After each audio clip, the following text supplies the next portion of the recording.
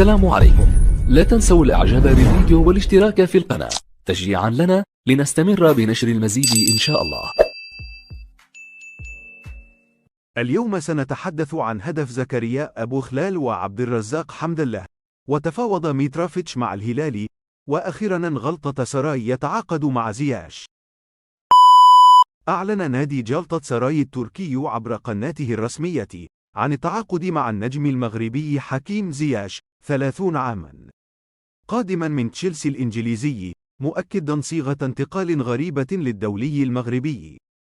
وأعلن النادي التركي أن صفقة الانتقال مجانية تماما، وستكون بداية على شكل إعارة مجانية مع إمكانية الاحتفاظ باللاعب بشكل دائم في نهاية الموسم دون دفع أي رسوم لناديه الإنجليزي. وجاء في بيان جلطة سراي: انتقال مؤقت مجاني للاعب مع خيار الشراء المجاني.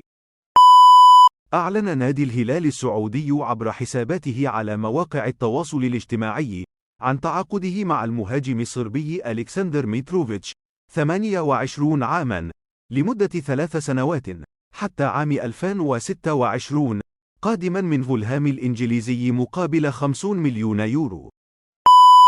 هدف زكريا أبو خلال في مرمى باريس سان جيرمان بالدوري الفرنسي، هدف من ركلة الجزاء أمام الحارس دوناروما.